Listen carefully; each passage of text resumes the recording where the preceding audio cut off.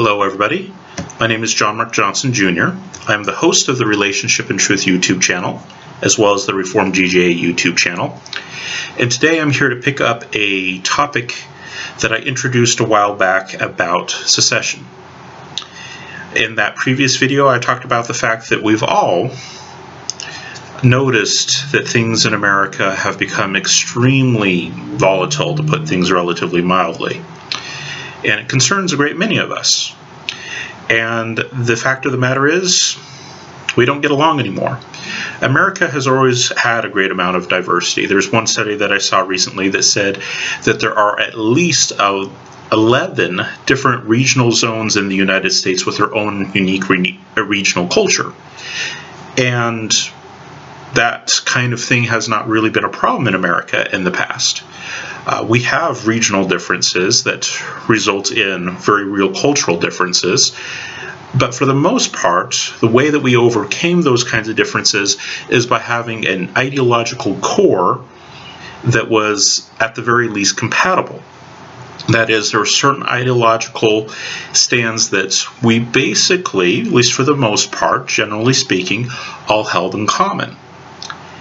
In modern America, though, most of those ideological ideals that typified America as a whole, despite a lot of the cultural differences that can exist between Americans, those ideological ideals have been greatly upturned. Not everybody holds them anymore. In fact, there's a great many people that don't. And not only is there a lot of people that don't hold those ideals anymore, they don't necessarily hold to necessarily the antithesis, the opposite of those ideals either. There is a whole lot of diversity now. And a lot of those different ideologies that are now playing out are fundamentally incompatible. They simply cannot coexist, and that's why we're getting all the turmoil that we're getting. And everybody seems to be going in only one direction, and that is the direction of further and further and further and greater and greater and greater division. And so in my last video talking about secession, I listed it as being an alternative to the other two S's that we have that are a possibility when people greatly disagree with each other. Whenever there's this kind of turmoil in a population group in history, there's only ever been three outcomes that will apply to that group as a whole. When you have division within the group, there's only three ways that it can go. The first way is outright slaughter. One group gets so sick and tired of the other group that they decide that they're going to outright kill them. In the modern, that doesn't happen in very overt terms. It still happens, but usually it's a little bit more on the sly. It's something that's usually taken care of in the back room, not in the front room anymore. In a lot of ancient cultures, it was done very openly, and it was very clear to everyone exactly who was against who, because, you know, they walk up to them and stab and those kinds of things, and nations were very clear about, we don't like you, we're going to go to war with you. And there's still a lot of wars and stuff that go on in the modern world, but there's a lot of internal turmoil within nations that, like I said, kind of gets handled in a back room. A good example of this would be China. There's lots of groups that they disagree with, and instead of taking them out and putting them on a firing line immediately, which does sometimes still happen in China, but for the most part they prefer to handle things behind closed doors. They send them off to a Reeducation camp is what they like to call a lot of them, but they're basically indoctrination centers where we give you either the chance of more or less forcing you to comply with us, and if we can't get you to forcibly comply with us, get you to become obedient to the state, then slaughter is the option. But that is the first option that can happen in terms of extremeness, is outright slaughter. It doesn't happen as overtly as far as inside turmoil is concerned, but it still very much so does happen. That is very much so a possibility, and there's a lot of people that have been thinking that America might be on the path of civil war. I don't know. I don't claim to be a prognosticator. I'm not a prophet. I don't know. But that is never an option that historically is ever completely off the table. There are certainly groups and societies and nations that tend towards that more so than others, but in recent years we haven't seen a whole lot of that, so I personally don't think that that one is overly likely. What I think is far more likely is the second S, which is subjugation. That we do see much more of in China and North Korea, and even in Europe. There's actually a lot of this that goes on, again, behind closed doors that a lot of people don't realize is going on, because Europe seems so nice and friendly, and they're, first world people, and they wouldn't do things like this. No, they very much so do. Subjugation can take a lot of different forms. There are forms of subjugation that involve chains and fetters around people's neck, and those are fairly overt. But there's also other forms of subjugation that, while they might not necessarily involve chains and fetters, they just simply involve not allowing certain people into certain areas. For example, I am a Reformed conservative Christian. I would get laughed out of pretty much any major scientific institution in America right now because I don't hold to an old Earth model. Now, that doesn't mean that there isn't evidence for a young Earth model, or that the science behind the old Earth model is completely incontrovertible. It isn't. Those things can be scientifically challenged, and that should be the basis of science, is being able to challenge an idea and go back and forth on it. That's what good science is all about, back and forth until you eventually arrive at the truth. But nowadays, Christianity is very much so being subjugated in a lot of different nations, including this one. And people don't necessarily see it, they don't want to see it, but that is very much so what's going on, is subjugation. It might be a fairly mild form of subjugation. Like I said, it doesn't involve chains and fetters, but it is a form of subjugation when you take a particular group and say, here's an area of our national life, academic institutions, science institutions, and you're not allowed to participate in it because you have a view that is contrary to what we've decided is true. Now, whether or not it is true, they're not willing to debate. Generally speaking, there have been a few, and I'm very happy for those ones that have been able and willing to debate it, but a lot of them have not. And then there's also forms of subjugation that don't necessarily involve a marketplace of ideas, and that certainly does happen on YouTube. My channel is both of my channels are fairly small channels, and part of that is just because there's not a whole lot of people interested in what I do, but another part of it is that a lot of the big tech companies intentionally subjugate certain viewers that are on the conservative side of things. They shadow ban them and things like that. That's a form of subjugation. Like I said, it doesn't involve chains and fetters, but it is still a form of subjugation. We're saying here's an area of our national life that you're not allowed to participate in because you're on the wrong side. Not because we've had a great debate about this, not any of those things, not because there's been a legitimate discussion here, but simply because we've decided we don't want you. We don't want what you have to say. Therefore, you're out. Another kind of subjugation is financial subjugation. This is something that you would see very commonly in a lot of Islamic countries, and also in some places in Asia and various other countries where there are certain classes of citizens that are not allowed to participate in certain kinds of financial transactions, or allowed to really participate in an economic sense to any great extent. In China, and specifically, you have the issue with the whole social credit score thing going on, and it is such that you have people rating each other all the time and basically tattling on each other all the time. And if somebody gets a low enough score, the government can basically terminate their ability to conduct business in the country, and then they have to come to an official and say, can you please reactivate all my stuff, my bank account, and all those kinds of things. And there's a process that they have to go through in order to prove that they really are willing to be a good citizen.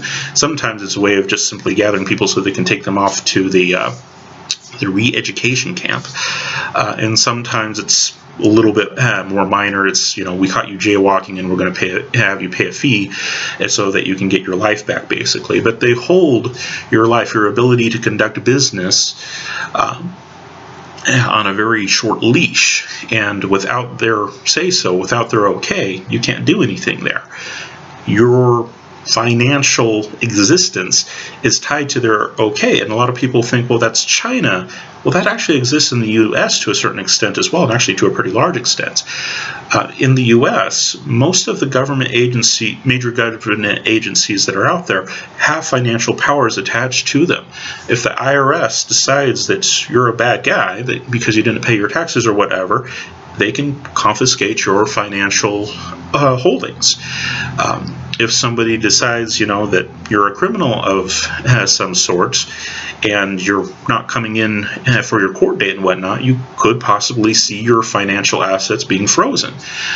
If somebody has levied a fine against you that you think is unjust and so you don't pay it, well, under a court of law, if the court upholds that fine, it can still be applied to your financial accounts, and depending on the size of the fine, your financial accounts might be totally wiped out.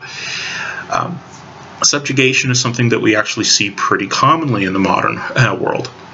And obviously, neither of those two options, slaughter or subjugation, like I said, subjugation is far more common these days, but neither one is a terribly great option for a peace-loving and freedom-loving people. The final option is secession, and that's the one that I'm a fan of. But secession poses some very serious problems. And in response to my last video on the topic, there are a lot of things that people brought up. One of the issues is the simple geographic problem that no matter how you redraw the map, and no matter how many groups you try to include, because there's lots of diversity in America now, do we have a nation for Christians? Do we have a nation for leftists? Do we have a nation for liberals, which are by the way, not the same thing. A leftist and a liberal is technically not the same thing. Do we have a separate nation for black Americans, etc., etc.? There's lots of different divisions that you could have, but the problem is that no matter how you draw those lines, there's always going to be some people that are stuck on the wrong side of the line, as it were. If you try to even do a very basic division between the political right and political left, in redrawing the map of America, saying, okay, we have, red America, we have blue America, and if you say draw a line down the middle, well, there's lots of red on one side and blue on the other, and you're going to have people stuck on the wrong side. And no matter how you try to gerrymander it out, you're always going to have people stuck on the wrong side of the line. That's one of the objections that is raised. Another objection that is raised is, well, secession movements were tried in America, and we've already decided as a nation that we're never ever going to do that. And they always point to the Civil War. We tried to do the whole secession thing in the Civil War. We decided we're not going to secede, so nobody should bring it up now. It's already been defeated. It's done. It's a dead argument.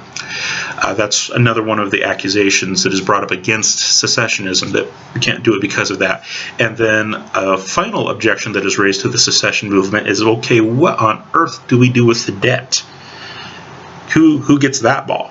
And so in this video, in addition to rehashing some of the old stuff and introducing the concepts to you of slaughter, subjugation, or secession, I also wanted to address those three objections. So let's go back and let's actually address them. The first issue that I want to address is that issue of the map. Like I said, no matter how you draw the map, there's always going to be people that are stuck on the wrong side of the line. And the solution to that is fairly simple. You basically give a grace period. You give an extended period of time in which people can move to the right side of the line, and you also provide programs. In a conservative nation, we would have voluntary programs for these people that we want to come in. So we say, okay, here's how we're going to divide the nation straight down the middle, whatever the case happens to be. And then we're going to give some kind of a grace period of, like, say, 4 to 8 years where people can move freely back and forth to get on the side of the line that they want to, get their affairs in order and that kind of thing, and also provide programs for them to help them do so, because you want your people with you. It's in your best interest to get the people on your side that you want, and to get the people who are going to be fundamentally ideologically against you out. And each side would have to have basically kind of a mutual exchange agreement of trying to get people on the right side of the line and trying to help them out. Like I said, on a conservative side, it would be a voluntary program where people can voluntarily put money into the program to get their people on their side and to help get the people who really don't want to be stuck with conservatives out. I mean, we're not on the side that wants to see people slaughtered or subjugated. But if we have a fundamental ideological difference with you, there's no harm in saying, okay, we can't get along, at least not for now. Please leave and we'll even help you. And that's not necessarily a mean-spirited kind of thing. It's just we recognize that there's a real difference there, and if you don't want to be around us, we get it. Okay, and we will help you. So that would be how that kind of thing would be handled. Like I said, yes, there's going to be some logistical problems no matter how you draw the line. but a grace period and programs in place to help people move from one side to the other.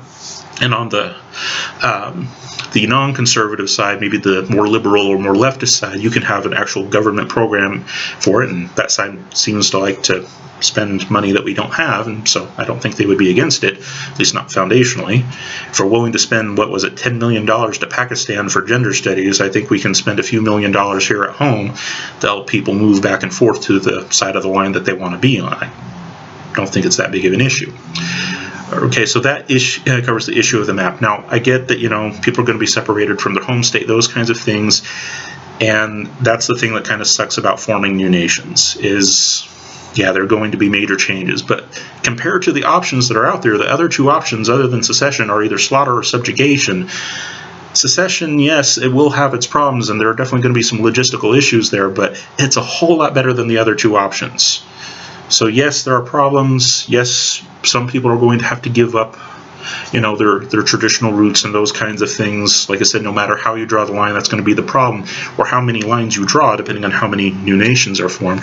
It's going to be a problem, but it is not something that is completely insurmountable, especially if we have a grace period and programs in place to help people get moved to the side that they want to be on.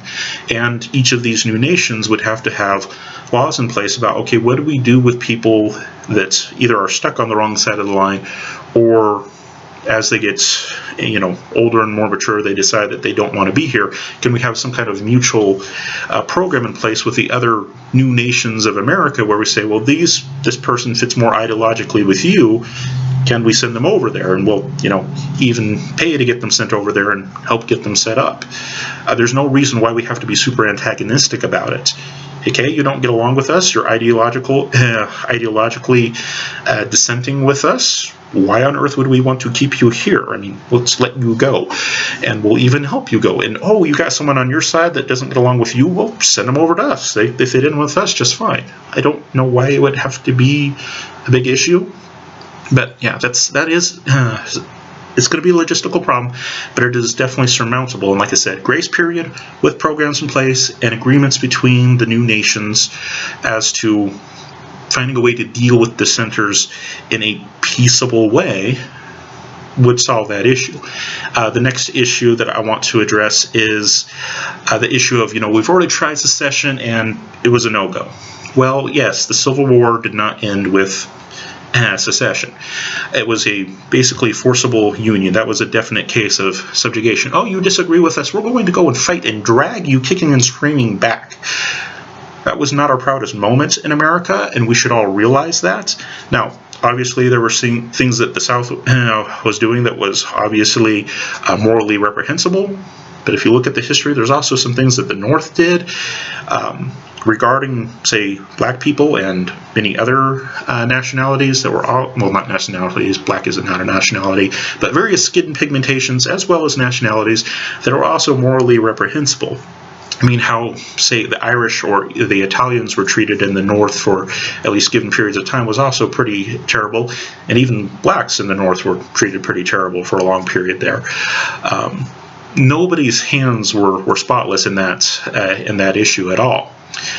So that's not our proudest moment in American history. We shouldn't look to that as being the great example of what to do about secession, because, like I said, that was a case where we took a group of people that didn't want to be with us and drugged them kicking and screaming back to us, and that's nothing short of the kind of thing that an abusive husband does. That was not good at all.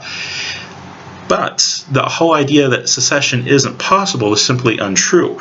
Yes, in that case it didn't turn out because one side decided to be the malevolent husband who's going to go get his woman back.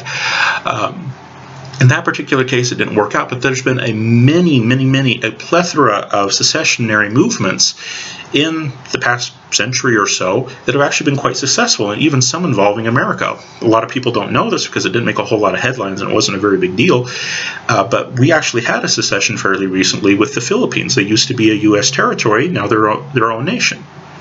That was a successful secessionary movement. And then, of course, there's other examples of other nations having secessionary movements as well. I mean, India breaking away from the UK is a good example of that. There's been lots of successful secessionary movements, and the only thing that is really necessary for them to succeed is people who are willing to step back and say, you know what, I probably shouldn't drag you kicking and screaming along with me. That's probably morally reprehensible.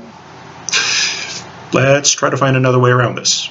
And it works. Now, it really does help when there's geological distinctions between the groups. Like I said, the Philippines versus mainland United States, there's a geological distinction there that kind of helps the separation out. Same thing with India and the UK, although UK technically covers quite a bit of ground. There are issues like that. The geological distinction definitely helps, but it is certainly not an absolute necessity. Secessionary movements can happen quite peacefully and quite easily, and have in the past century. So no, it's not impossible, and just the simple fact that it didn't go so well in the Civil War doesn't mean that it's impossible in the future. We've had successful secessionary movements in the past century, and the Civil War is not a great example to look to. Okay, if that is not an example of America doing the right thing, that's an example of America being a bully. Okay, don't use that as your example. It's a terrible example. And then, last but not least, debt. Now, for those of us who are on the conservative side of things, there's no way that we would say that the debt that America has been accumulating, especially in the past year and a half or so, is at all legitimate and that we had anything to do with. Most of us on the conservative side are looking at that going, $10 million to Pakistan for gender studies, and there's problems here at home that we could be fixing. Okay, that's ridiculous. That's how most of us would feel about it. But as an offer of goodwill, what we could do is, once we decide, basically how many new nations there are going to be, and get a rough head count of how many people are going to be in each group, is just to simply divide it by population. If we decide that there's only going to be 2 new nations, a red America and a blue America, you could very easily decide, okay, and maybe base it on the last election. If one side claims that they got 80 million votes and the other side claims that they got 73 million votes or whatever, we'll split it 80 to 73 proportionally. A little over 50%, a little less than 50%, and that's how you split the national debt. If there's 3 or 4 or 5 different groups involved by the time this is all said and done that divide out, well, divide it 3 or 4 or 5 different ways based on the population of people who voluntarily say, I want to be with this group, I identify with this group, and divide it out that way. Yeah, there's lots of other objections that we could handle. I don't want this video to get too long, so we're not going to get into all that, but those 3 I definitely did want to cover. Okay, the idea that, well, there's no way you could draw the map that would perfectly align, well, duh. That's definitely true. But there are ways of handling that issue. Like I said, a grace period, we're allowed to move back and forth, and programs and agreements in place to make moving back and forth relatively easy. I mean, we've proven that we're just fine with spending oodles of cash on various things. Why not spend cash on that? Helping people get to be with like-minded people is not a terrible idea. If we can't get along, separating out and saying, okay, we can't get along is just fine. Like I said, it's not a great option, but it certainly beats slaughter or subjugation. On top of that, you also, like I said, you have the objection of, well, we tried that in the Civil War and it didn't work. That's a terrible example. That was an example of the Union being a malevolent husband, getting back his woman no matter what.